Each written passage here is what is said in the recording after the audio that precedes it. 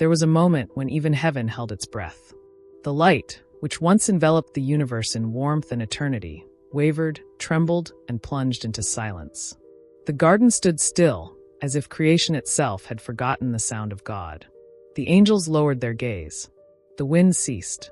And for the first time, the world felt the weight of the absence. But what if this silence wasn't a punishment, but rather an awakening? What if God hadn't abandoned us, but had simply hidden himself within us? When the light departed from paradise, the human soul opened its eyes. What if, before the first sound, before the first star, there was only silence? A silence so profound that there was neither inside nor outside, neither high nor low, light nor shadow, only an infinite ocean of consciousness. Imagine this for a moment. Nothing separate, nothing distant, just the whole observing itself. Have you ever felt, even for a brief moment, as if everything around you was part of something much bigger? Stay with me, because what you're about to discover might change the way you see your own creation. Before the fall, before any story that time could tell, there was only light. Not a light that could be seen with the eyes, but a light that was. It pulsed like the heart of God, a living, perfect presence that needed no words to exist. Everything that came after, angels, worlds, forms, thoughts, was born from that single divine flame that filled the universe with the fragrance of eternity. It was the pure state of being, where creation and the Creator were still one. The ancients called this state Eden, but the true Eden had no borders, no trees, and no rivers of gold. He was awakened consciousness, an infinite mirror where God contemplated his own face. Love was the substance of everything. Time still slept, and space was nothing more than a dream yet to come. Nothing needed to be born, because nothing had died. Everything was perfect. But in the midst of this ocean of perfection, something happened. A thought, soft, almost imperceptible, echoed in the heart of the light. What if I could see myself from the outside? It was the first whisper of the mystery. The moment when one began to imagine too. And from this sacred desire was born movement, contrast, perception. The dance between the observer and the observed. Have you ever felt this duality within yourself? That feeling of being, at the same time, part of something divine and a prisoner of matter? Perhaps this is no coincidence.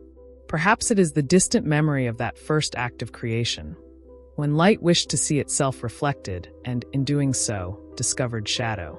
Not an evil shadow, but the necessary space for love to recognize itself. They say that at that moment Eden began to take shape. The first garden did not spring from the earth, but from divine thought. It was the perfect reflection of consciousness in balance, the stage where the human soul would learn to walk between heaven and matter. But balance never lasts forever. When something perfect decides to move, the simple act of moving creates distance. And in that distance, time is born. At the first stroke of time, eternity was divided, and the silence began to speak. What you are about to hear is the story of how light, in trying to understand itself, gave rise to duality, and how the human soul inherited this same longing, the desire to remember who it truly is. This is not just an old story, it's a reflection of each of our individual journeys. Because somewhere within you, Eden still exists, and the call of the light still whispers, waiting to be heard. But to understand how paradise began to recede, we need to go back to the beginning of the radiance, to the moment when perfect unity gave way to the first separation. And that's where the real story begins. And when the silence began to move, eternity bowed before the mystery of existence itself. Light, which until then was everything, decided to look at itself through a reflection. And it was in that instant, in that slight deviation from perfection, that the universe breathed for the first time. Can you imagine the sound of that first breath? It wasn't an explosion or a noise, but a soft echo that crossed the void and gave rise to time. The birth of duality, the beginning of history, the first beat of the human heart within divine consciousness. And it's curious to think that, in a way, this same movement happens within us every day. When we feel the longing for something we can't name, when we seek answers in the stars, but the question lies within our own hearts. Perhaps this is the remnant of Eden, a silent reminder of when we were still one with the light. Have you ever felt that? That feeling that there is something beyond matter, beyond the body, beyond history? If so, I want to hear from you. Write in the comments what has touched you the most so far, what you feel when you hear about Eden and the separation from the light. These comments are more than just words. They are echoes of a shared awakening. Every time you share your vision, you help this message expand, reaching others who are also seeking to understand what lies behind the veil of existence. And if this spiritual journey makes sense to you, leave your like now.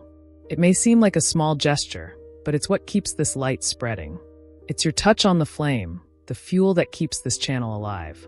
And of course, if you feel you want to continue exploring these mysteries, the hidden truths, the lost stories between angels, gods, and humanity, subscribe to Echoes of Eden. Here, each video is a new portal of remembrance, a piece of the path back to consciousness.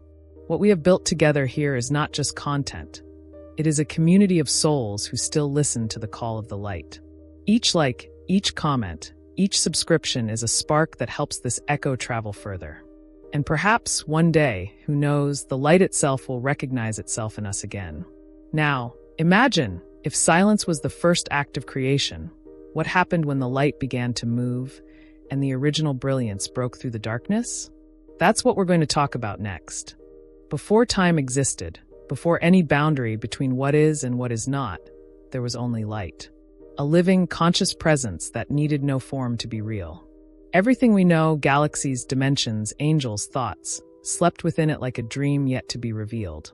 This light did not shine like the sun, because it needed no contrast to exist. It was pure, total, indivisible. It was being itself.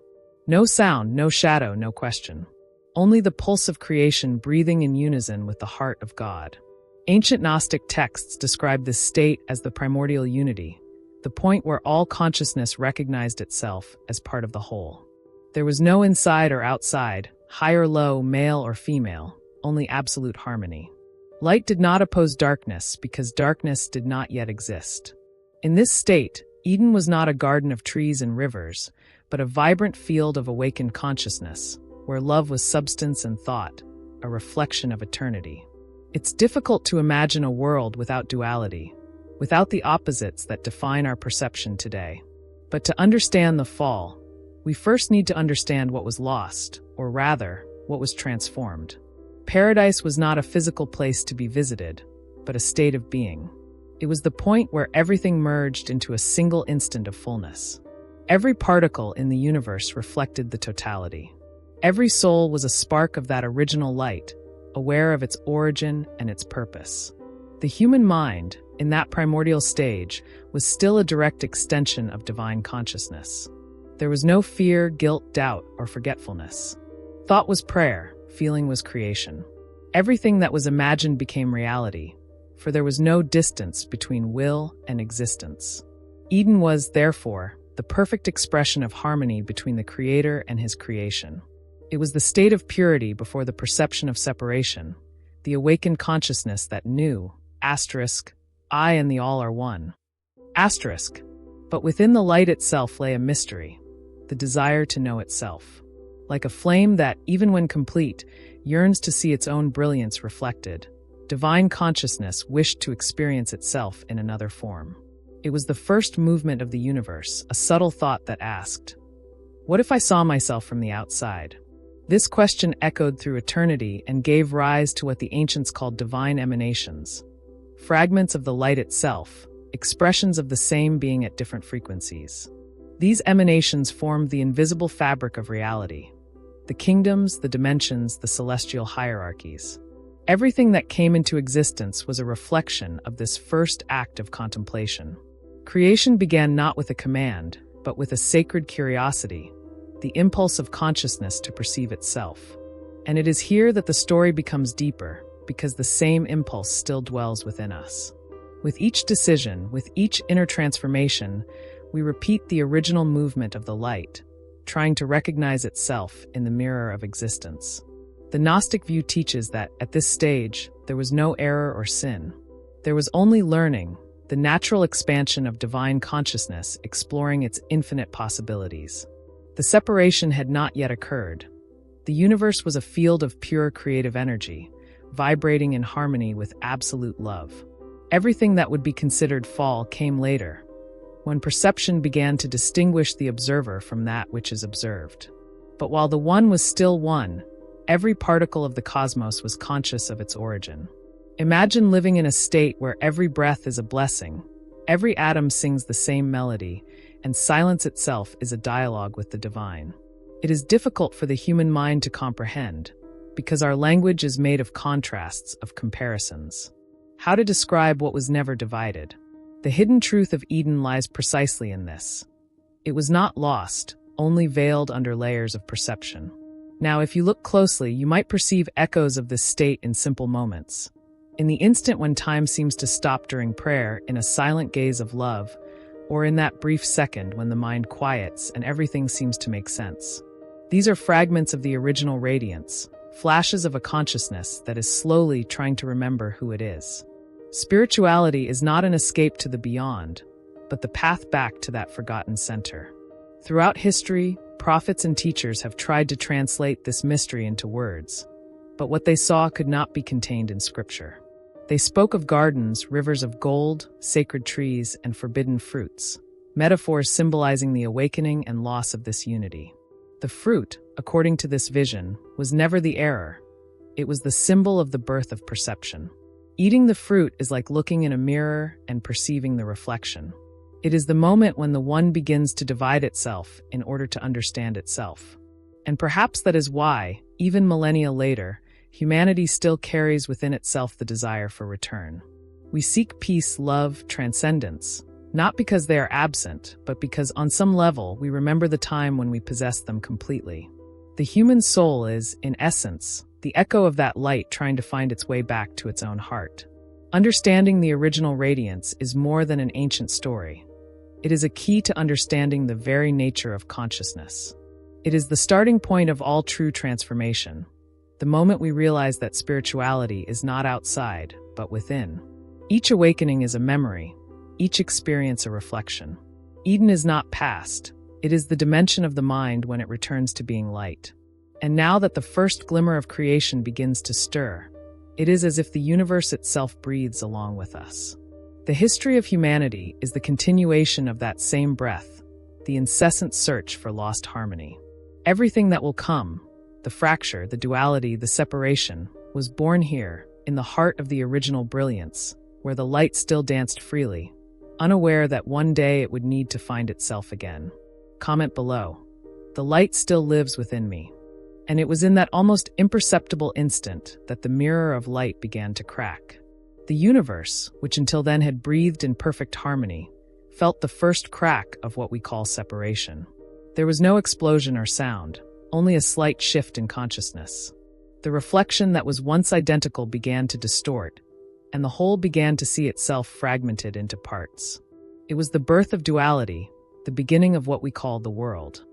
Creation, curious and free, wanted to observe itself, but upon looking at itself, it saw something it had never known: difference.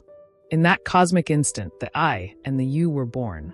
The observer and the observed ceased to be the same. It was the beginning of time, space, and distance. And along with this distance, something new arose, something that had never existed before: fear. Because where there are two, there is the possibility of loss. Where there is light, shadow arises. Where there is God, the feeling of absence is born. And that is how man, for the first time, believed that God was outside, and no longer inside. The ancients called it the fall. But it wasn't a physical fall, as if we were expelled from a place. It was a fall of perception, a silent transition from unity to fragmentation. Eden wasn't closed with iron gates. It simply dissolved within the human mind, shrouded in the veil of forgetfulness. What was once communion became a quest. What was once certainty became faith. The soul, once whole, began to wander, trying to remember what it had lost. This fracture in consciousness changed everything. Man began to see the world no longer as an extension of himself, but as something to be dominated, controlled, feared. Nature, which was once his own flesh, became external. Others, who were once reflections, became broken mirrors. And humankind began to fight against its own reflection without realizing it. This was the birth of the ego, the mask of individuality, the character that believes itself to be separate from the whole. Now think about it. How many times in your own life have you felt that same division? The conflict between what you feel and what you show, between what you believe yourself to be and what the world expects you to be. This is the same fracture, only on a human scale. It is the reflection of the same cosmic movement, repeated within every soul that awakens and gets lost. Every time we choose the illusion of separation instead of the truth of unity, we relive the moment the mirror shattered. Over time, this duality deepened. The mind began to name everything, light and darkness, good and evil, right and wrong. And in naming, it gave form. In giving form, it gave power.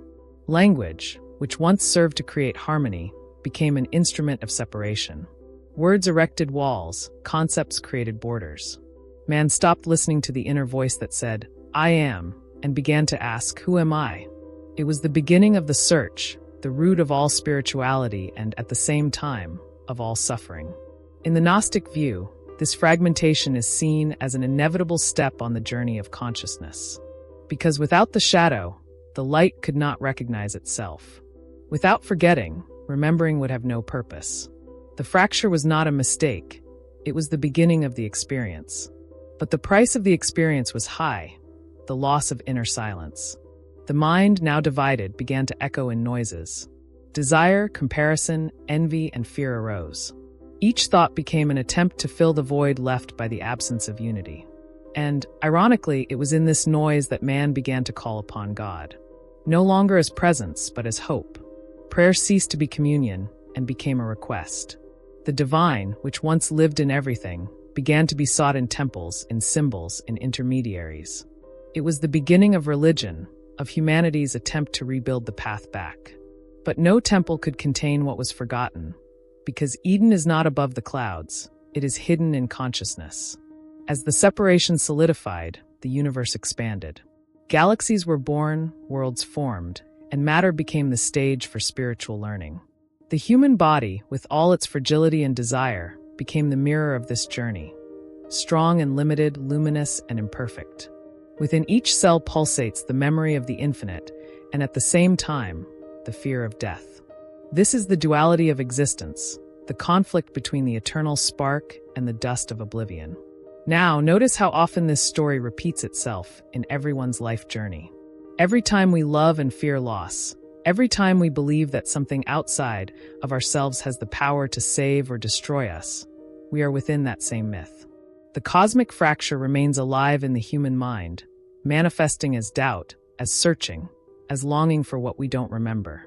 And perhaps that's why, even surrounded by everything, many still feel a void. This void is not a lack of something material. It is the echo of unity that still calls to us. But there is something grand in this. The fracture also brought the possibility of choice. Before, everything was one single flow, one single thought. Now there is free will. Consciousness can choose shadow or light, remembrance or forgetting.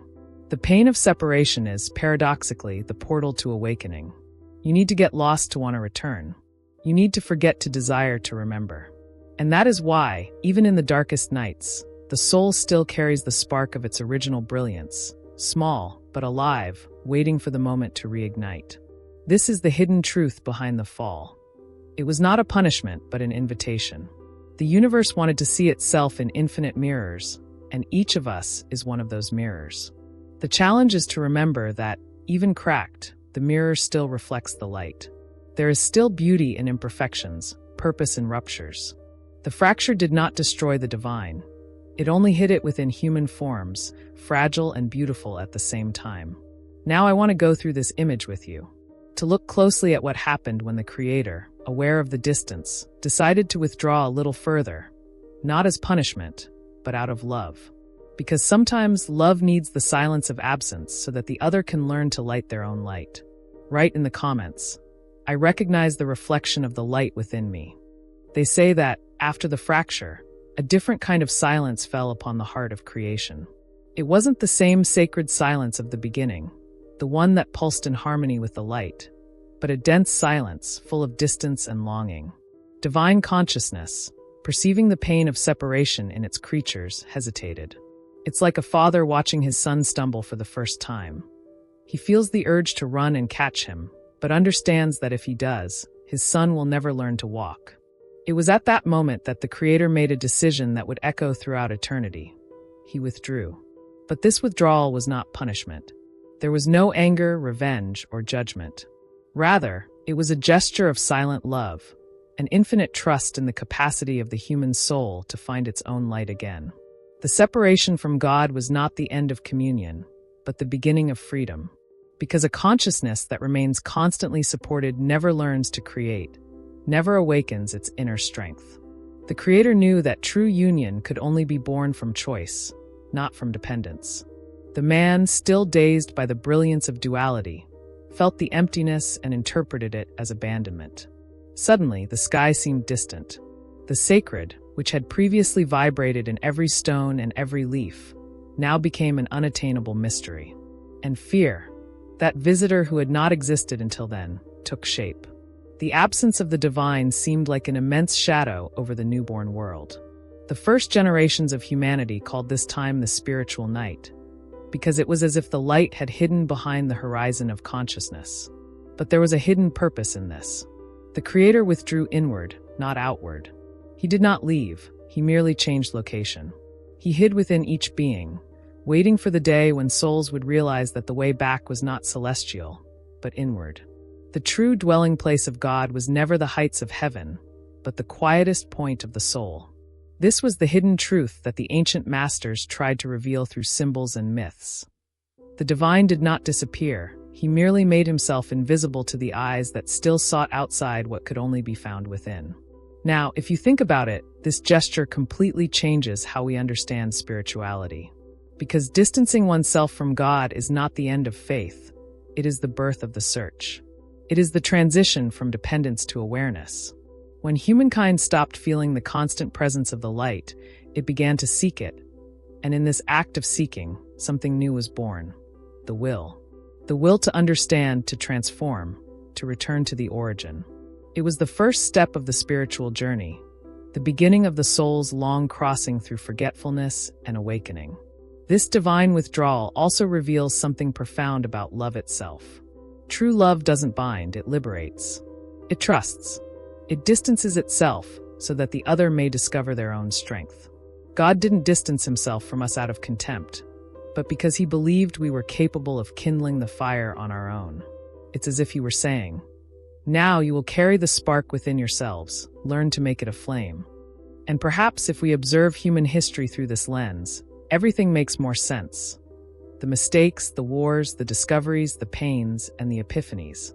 Everything is part of this learning of spiritual autonomy, this quest to remember what we once were when we still walked in the living presence of the light. In many mystical traditions, this moment is described as the divine contraction, the instant when the all retracts to make room for the emergence of the world. It is the paradox of creation. God hides himself so that life may exist. He erases his own evidence so that freedom may flourish. And it is precisely in this empty space, between the silence of the Creator and the clamor of creatures, that individual consciousness is born. It is there that man begins to feel, choose, err, and learn. It is there that the divine begins to experience itself through each of us. The impact of this separation is so profound that it shapes the very mentality of humanity. From the earliest myths to modern philosophies, all narratives are variations on this same story, that of the being who feels separated and begins to seek reconnection. Therefore, the absence of God was never truly an absence. It was a mirror, an invitation to look beyond the surface, to perceive that the light has not gone away, but has merely moved into the interior of existence. When we understand this, everything changes. Prayer ceases to be a request and becomes a remembrance. Faith ceases to be belief and becomes perception. Spirituality ceases to be escape and transforms into a reunion. And the human journey, with all its complexity, reveals itself as the path God chose to rediscover himself through us. It is a powerful revelation, but also a painful one, because it places us before the responsibility of carrying the flame. The divine entrusted humanity with the power to rekindle its own light. And this is the greatest gift, but also the greatest burden. There is a tragic beauty in this, because the very absence that made us feel lost is what gave us the gift of creation. Absence became the stage where the soul learns to dance with time. And even in falls, even in mistakes, there is an echo of this divine trust guiding us. The Creator withdrew but left traces. The beauty of nature, intuition, love, art, the mystery of the human gaze. All of these are fragments of God's silent presence. Think about the times you felt alone, when there seemed to be no answer to what you were experiencing. How many of those times, in the midst of darkness, did something inside you light a small light? That light is a reminder that the separation was never total. The divine simply shifted its place, from the vastness of the sky to the center of the heart. And it is in that center that redemption begins. Now consider the depth of this gesture. The Creator hides himself not to distance himself, but to be rediscovered. He makes absence a mirror of presence. This is the hidden truth behind God's withdrawal, a truth that defies logic but nourishes the soul. Because the true encounter with the divine happens when we understand that he never left. He only waited for us to choose to return. And this is where the journey takes on a new layer. Because if God hid himself within creation, then every human quest is a moving memory. Every inner transformation is a step toward reunion.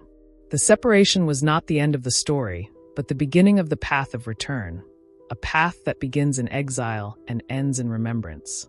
Write in the comments, "The light has never abandoned me." When the Creator withdrew, leaving space for man to discover his own light, something profound happened to the fabric of reality. The apparent absence of the divine presence caused matter to come alive, but an incomplete life, a distorted reflection of what it truly was. What was once pure vibration and consciousness now took on forms, density, and limits. The invisible became visible, the eternal transformed into time, and perfection unfolded into countless imperfections. It was as if the mirror of the universe, which once reflected only light, had been covered by a thin veil, a veil called forgetfulness. Humanity began to walk in this new world believing that it was all that existed. The touch of skin, the gleam of gold, the weight of mountains, the sunrise and sunset, everything seemed so solid, so absolute, that no one realized that it was merely a surface, a projection, a shadow of the truth. The veil of matter was not imposed as punishment, but as an instrument. It was the school of consciousness, the stage of experience. Every detail of this illusion served a purpose: to allow the spirit, hidden within the flesh, to rediscover the light by its own choice. But the problem is that by delving too deeply into illusion, man forgot that it was an illusion. He began to identify with what he sees, touches, and possesses. And the more he believed himself to be part of the material world, the further he distanced himself from his own essence. This is how the invisible currents of existence were born: attachment, fear, desire, power. Civilizations grew upon these pillars, believing that progress lay in external conquest, when in truth true evolution has always been an internal movement. The hidden truth is that the physical world is only one layer of reality, the densest, the most time-consuming, the most convincing. Everything we call reality is, in fact, a projection of our perceptions, beliefs, and vibrations. It is a reflection of the state of collective consciousness. The visible universe is the mirror of humanity's invisible mind. And if that mirror is distorted, it is because the mind is also fragmented. The veil is not only external, it is within. It covers the eyes of the soul, preventing it from recognizing the divine within itself. Now, think about how many times you have felt this veil in your own life. That feeling of being lost even when everything seems right. The doubt that arises when the world seems empty, even surrounded by things. The emptiness after achievement, the silence after victory, the fear after euphoria. These moments are not failures, they are cracks in the veil. They are breaches through which consciousness tries to remember what it truly is. In each instant of introspection, in each sincere tear, the spirit touches the fabric of matter and tries to pierce through it. The ancient masters called this process divine remembrance. It is the gradual awakening of the soul that begins to perceive that reality is not what it seems. And in this awakening, there is pain and beauty mixed together. The pain of seeing what was invisible and the beauty of recognizing the hidden purpose in everything. Because nothing in the world is random. Not suffering, not chaos, not apparent abandonment. Everything serves a single movement, the return to the light. But the world of illusion is ingenious. It distracts. It promises happiness through the ephemeral, money, fame, power, pleasure. It offers substitutes for the inner light. The mind, hypnotized, chases after each fleeting glimmer, believing it to be the same lost light of paradise. And the more it chases, the further it gets away. It's like a hungry traveler trying to quench his thirst with mirages in the desert. Modern civilization is the clearest reflection of this ancient deception. We have traded presence for appearance, essence for performance, being for having. However, even amidst this global illusion, something remains alive. It is a spark that never goes out, even beneath the densest layers of matter. It is the fragment of Eden that pulsates within every human being. Sometimes it awakens amidst pain, other times in silence, or in an inexplicable moment of peace. It is the subtle reminder that the world we see is not the end of the story. It is merely the surface of something infinitely vaster. Now I want to explore this topic with you in a deeper way, because the veil of matter is not an enemy. It is a teacher. It shows us the behind the scenes of creation, the necessary contrast to understand what is real.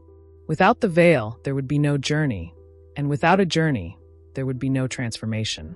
The soul incarnated in the world learns through experience, through error, through touch. It needs to get a little lost to feel the absence of the light, and upon feeling this absence, begins to seek it again. It is the cycle of consciousness, repeated on cosmic and personal scales. Human perception, limited by the senses, is like a foggy window. We see fragments and believe the picture is whole. But in moments of expansion, when we meditate, when we love deeply, when we suffer sincerely, the glass clears for an instant. And in that instant, the infinite reveals itself. It's as if the soul breathes outside the prison of the body, remembering that it was never merely matter. Modern physics is curiously beginning to approach this spiritual truth. Scientists have discovered that everything we call solid is, in fact, empty space. That the atom is more space than mass, and that reality depends on the observer. In other words, the world exists because consciousness sustains it. This revelation, which once seemed mystical, is now a scientific fact. We are co-creators of reality. Every thought, every emotion, every choice alters the invisible field that gives form to the material world. This means that, even within illusion, we have the power to transform it. The spiritual journey is not an escape from matter, but the ability to illuminate it. When you awaken to this consciousness, you begin to see the sacred in simple things. The touch of rain, someone's gaze, the glow of fire, the sound of silence. Matter ceases to be a prison and becomes a portal again. The veil does not disappear. It becomes translucent. And through it, the original light begins to shine again. That is why, on some level, we all seek meaning. Because even covered by the veil of forgetfulness, we still remember paradise lost. This memory is what moves us, what unsettles us, what makes us search for answers in the stars and within our hearts.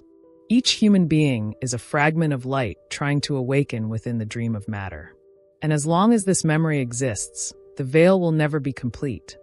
There will always be a crack through which the divine can pass. Comment below. I remember the light behind the veil. Even after the veil of matter closed over human eyes, something remained vibrating in the silence. An almost imperceptible sound, like the distant echo of a melody that the heart recognizes, but the mind no longer knows how to sing. This is the echo of Eden, the living memory of lost unity, the call that has never ceased since the moment man believed he had been forgotten by God. It does not come in a loud voice, nor in divine flashes. It speaks in the intervals of time, in the moments when the soul tires of running and silence can be heard again. This echo is a reminder that paradise never disappeared. It simply moved within us.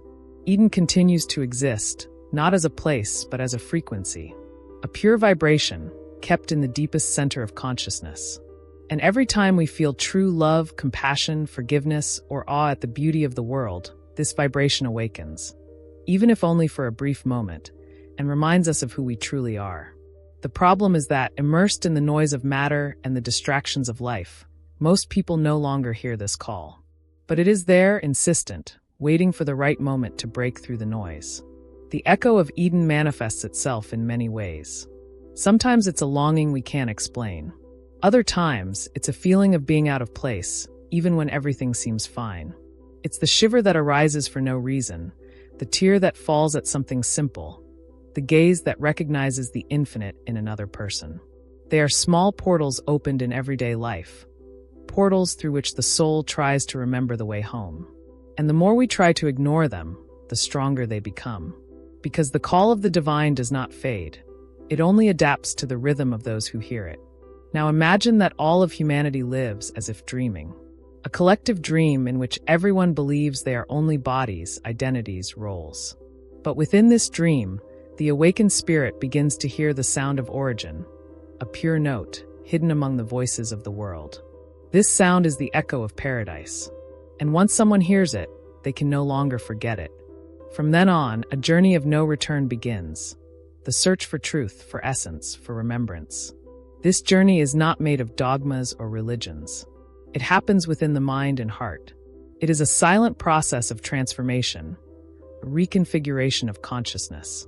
Little by little, the person begins to realize that they are not here to escape the world, but to illuminate it. The return to Eden is not a path upwards, but inwards. True awakening happens when you realize that divinity is not absent. It has simply hidden itself in the only place where few seek it, within yourself. Some call this process spiritual awakening, others self-knowledge. But at its core, it's the same thing. It's the reunion with the forgotten sacred. It's when the human being, tired of searching for answers outside, finally turns their gaze inward and finds the spark that the Creator left as a guide. This spark is the inner guardian angel, not a winged figure, but a higher consciousness, a fragment of the divine that guides us in silence. It never abandoned us. It only waited for the moment when we were ready to listen to it again. The most beautiful thing is that this process doesn't happen linearly. Sometimes it arises amidst pain, other times amidst joy. Some awaken amidst loss, others awaken with a simple sunrise. The echo of Eden doesn't choose a time. It simply manifests when the heart opens up. It comes when the mind gives up trying to control everything and the being begins to feel. Because feeling is the language of the soul, and it is through it that the memory of paradise touches us again. Have you ever noticed that at certain moments, time seems to slow down?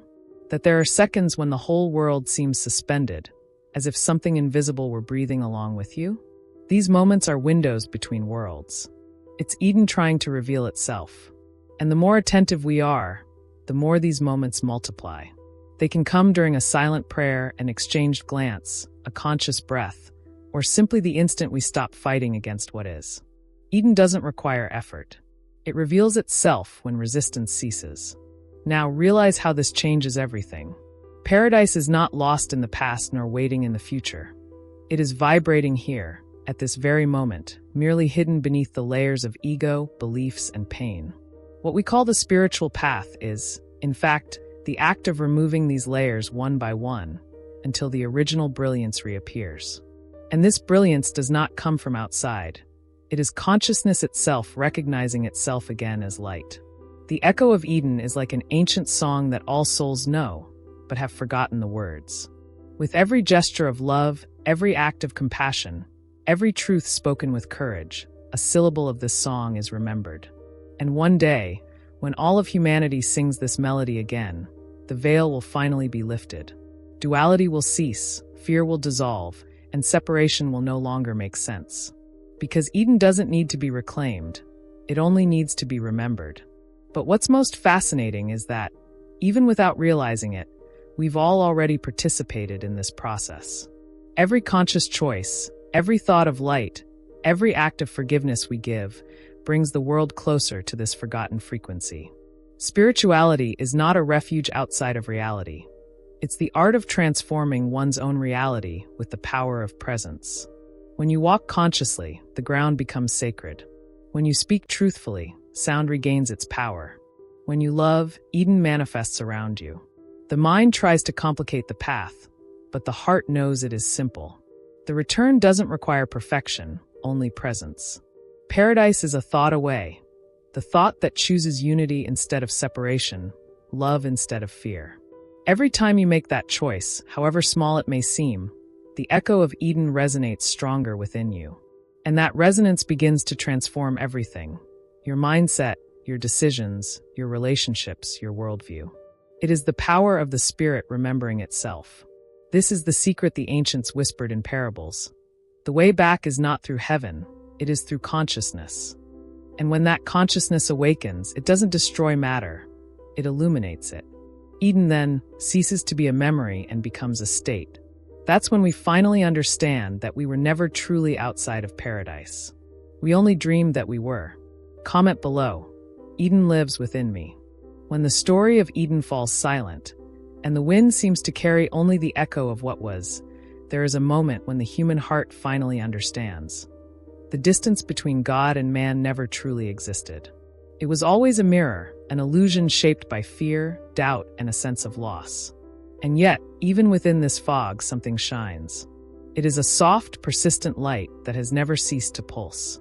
This light is the divine memory, the breath that the Creator left within each being when he departed from paradise. It does not shout, it does not demand, it only calls. It is the kind of call that comes not through the ears, but through the soul. When you silence the noise of the world, you can hear it. It's the same voice that once shaped the stars and that now whispers within you, reminding you that the journey is not over. Because in truth, it never ended. The fall, the separation, the pain, the search, all of this is part of the same movement, the path back to the origin. What we call the end is merely a turning point, a new cycle of learning. God has not left forever. He has simply changed his dwelling place. He has hidden himself where few dare to look, within human consciousness itself. It's curious to think that we spend our whole lives looking upwards, waiting for signs from heaven, when the true portal has always been within. Paradise wasn't destroyed, only transmuted. It lives within us, in every act of kindness, in every decision guided by love. When someone chooses to forgive instead of hurt, to understand instead of judge, to illuminate instead of hide, Eden manifests itself once more. God's return is not a distant event. It's a silent process that happens every time the light triumphs within someone. Now I want to explore this idea with you in a deeper way. Think of humanity as a fragmented mirror. Each person is a piece of that mirror, reflecting a fragment of the original light. When we are disconnected, these fragments shine in isolation, distorted, sometimes in conflict. But when we awaken, when we choose awareness instead of fear, the fragments begin to align, and the light is reflected again in its entirety. That is what collective awakening truly means, the reconstruction of the mirror, the return of lost harmony. With each generation, this memory returns stronger. In times of darkness, there is always a movement back to the light. Humanity, though wounded and confused, carries within itself an instinct for reunion, an ancestral calling. It appears in our myths, in our music, in our dreams. That is why stories like that of Eden continue to resonate, because they speak not only of the past, but of the structure of the soul. They reveal the invisible journey we are all living, the crossing from ignorance to wisdom, from separation to unity. The hidden truth behind God's withdrawal is that he was never a distant observer. He was always within the process, experiencing himself through us. Creation is not a theater for divine spectators. It is the very expansion of the divine in experience. When we love, it is God remembering what love is. When we suffer, it is he understanding the consequences of freedom. When we awaken, it is he seeing himself clearly again. And that is why, even in the ruins of consciousness, the light still calls. She calls through coincidences, synchronicities, moments when everything seems to make sense for a brief second. She calls on nights when the silence is so profound that you feel something greater watching you, not from the outside, but from within. She calls in the beauty of nature, in a child's gaze, in unexpected forgiveness. She even calls in pain, when the soul is forced to look within and recognize that there is something eternal behind all fragility. The light has never stopped calling. It is we who often fail to listen. But there's good news hidden in this. Just a moment of presence is enough to hear it again. A moment when you take a deep breath, silence your mind, and feel your body. It is in this space that the divine reveals itself. Spirituality is not a set of distant rituals, but the simple act of being conscious. When you are truly present, Eden opens. It is not a place to be reached, it is a state to be remembered. It is the return of the mind to its original purity, the reconciliation between the human and the eternal. This is the true transformation, not escaping the world, but enlightenment within it. The light didn't come to take you off the earth. It came to show you heaven within the earth. And when this perception awakens, everything changes. The ordinary becomes sacred, the everyday transforms into a temple.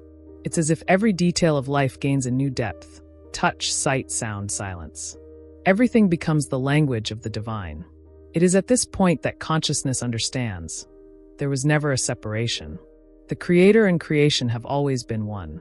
When God departed from paradise, He did not abandon us. He simply hid within us, waiting for the moment when we would look inward with enough courage to find Him. What we call the end of divine presence was, in fact, the beginning of our spiritual freedom. The freedom to choose, to err, to learn, to love of our own free will. And each time we choose love amidst the darkness, God Himself moves again toward paradise. That is the beauty of the story. It doesn't end in exile, it ends in return. There is no defeat in the fall, only experience. Creation is a cycle, and the cycle always returns to its origin. The paradise that once seemed lost is being rebuilt now, within each one who awakens. It is the same light, the same essence, the same love, only with a new awareness. And the sound of this return can be heard if you know how to listen. It is the light calling. Always calling. Comment below. The light still calls to me. If you've made it this far, you may have already felt what I felt while telling this story. That silent sensation of something within us awakening, as if an old memory were breathing again. That is the purpose of Echoes of Eden. To remind us that the light never went out, that it only waits to be recognized. If this message touched you in any way, leave a like now, not just as a gesture, but as a way of saying, this light also lives within me. This simple click helps this message reach more people who, like you, are on this same path of awareness and transformation. And if you want to continue exploring these hidden truths, these revelations about the divine and the human mind, subscribe to the channel here. With each new video, we delve a little deeper into this journey between the visible and the invisible, between the human and the sacred. Oh, and tell me in the comments that you stayed until the end, right? The light still guides me. So I know that you are part of this journey, of this collective awakening that is happening now, right before our eyes. And before you leave, there's a video here that completes this reflection. Click and continue with me there. The journey is just beginning.